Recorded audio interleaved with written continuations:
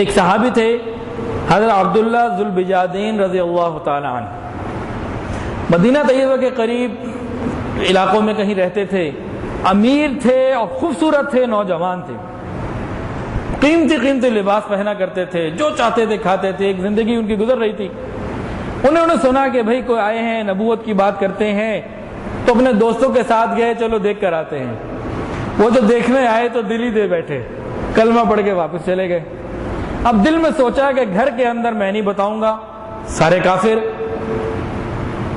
والد زندہ نہیں تھے، حیات نہیں تھے، چچا کی پرورش میں چل رہا تھا معاملہ، والدہ تھی، تو سوچا کہ میں کسی کو بتاؤں گا نہیں، لیکن آج کل کے مسلمان تھوڑی تھے کہ پتہ ہی نہ چلے کون آ رہا ہے۔ اسلام چھپتا تو نہیں، جس طرح خوشبو نہیں چھپتی، ایمان کی خوشبو بھی نہیں چھپتی۔ گھر والوں کو چند دنوں میں پتہ لگ گیا کہ معاملہ کچھ بدل گیا، تو چچا نے پوچھ لیا کیا تم مسلمان ہو گئے ہو؟ تو چھپا نہ سکے، اقرار کر لیا، ہاں میں وہاں گیا تھا اور دل دے بیٹھا، مسلمان ہو گیا، بیعت کے کلمات، توبہ کے کلمات پڑھ کے میں آیا۔ چچا کو غصہ آیا، کہا تم نے اگر اس گھر پہ رہنا ہے تو تمہیں نئے دین کو چھوڑنا پڑے گا، اسلام کو چھوڑنا پڑے گا۔ کہا نہیں، میں وہ تو نہیں چھوڑ سکتا، ایمان جب داخل ہو جاتا ہے تو پھر عجیب بندے کی کیفیت ہوتی ہے۔ چچا نے وارننگ دی کہ دیکھو اگر تم نے نہ چھوڑا تمہیں اس گھر سے نکلنا پڑے گا۔ کہا میں ہر چیز کے لیے تیار۔ تو کتابوں میں لکھا ہے کہ چچا نے مارا بھی خوب اور گھر سے دھکے دے کے نکال دیا، اور نکالتے وقت کپڑے بھی اتار لیے، بے لباس کر کے گھر سے نکال دیا کہ کپڑے بھی تجھے میں نے لے کے دیے تھے، تم یہاں نہیں رہ سکتے اور کپڑے بھی تم نہیں لے کے جا سکتے۔ اس حال میں گھر سے نکالا، اللہ کے لیے نکل رہے، بے لباس ہو گئے۔ ماں کر تو کچھ نہیں سکتی تھی، اس نے کیا کیا، اپنی ایک چادر لی کوئی اور راستے میں پھینک دی کہ بیٹا اٹھا لے۔ انہوں نے وہ چادر لی، اس کو پھاڑ کے ایک تہبند بنا لی، ایک اوڑھ لی، اسی لیے دو چادروں والے ان کا لقب کہلایا۔ اب یہ وہ نوجوان تھا جو قیمتی لباس پہنا کرتا تھا، عمدہ سواریوں میں سفر کیا کرتا تھا، اب گھر سے بے حال ہو کے نکالا گیا، اب کدھر جائیں؟ پھر دل میں آیا کہ جس کو دل دے بیٹھے ادھر ہی چلتے ہیں۔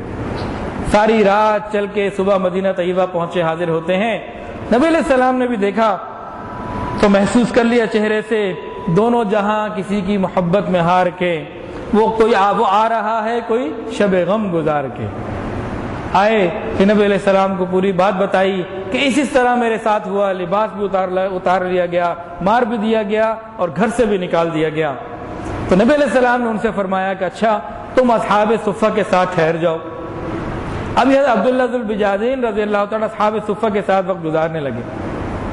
خلوص ان کا اتنا تھا کہ نبی علیہ السلام کی بارگاہ میں قبول تھے۔ ان کی ایک عجیب سی عادت تھی، بعض دفعہ نا اللہ اللہ یا اللہ کا کوئی ذکر اونچی آواز سے کرنے لگتے۔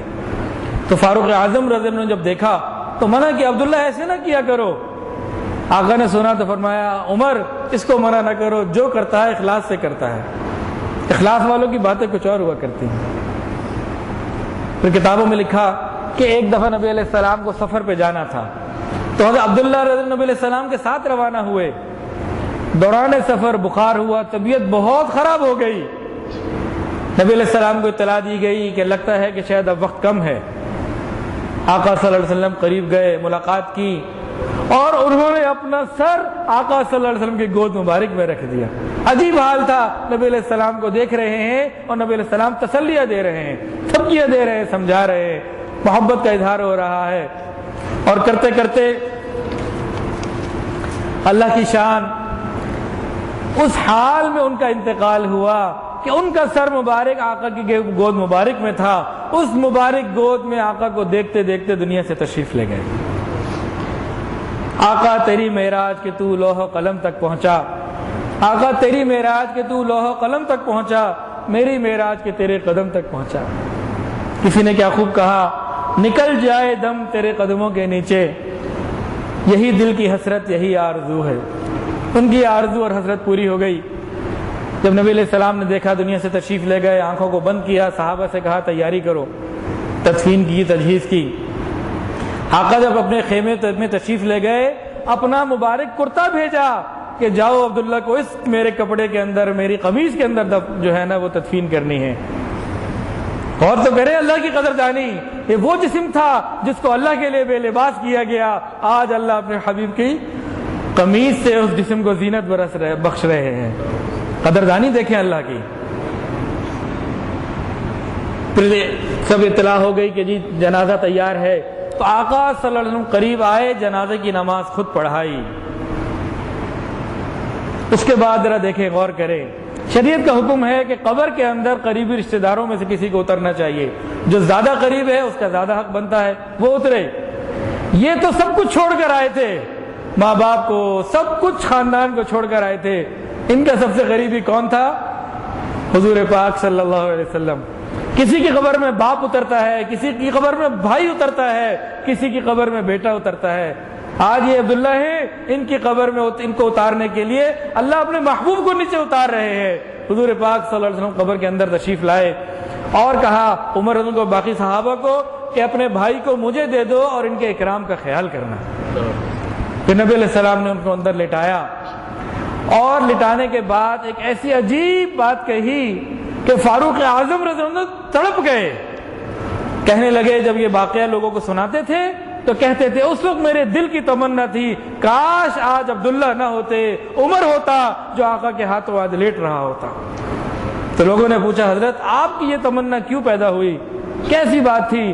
فرمایا کہ نبی علیہ السلام نے جب اپنی امانت اللہ کے سپرد کی تو اللہ کو کہا، اللہ میں عبداللہ سے راضی ہوں، تو بھی عبداللہ سے راضی ہو جا. میں عبداللہ سے راضی ہوں، اللہ تو بھی میرے عبداللہ سے راضی ہو جا. اللہ تعالیٰ بھی بڑے قدردان ہیں.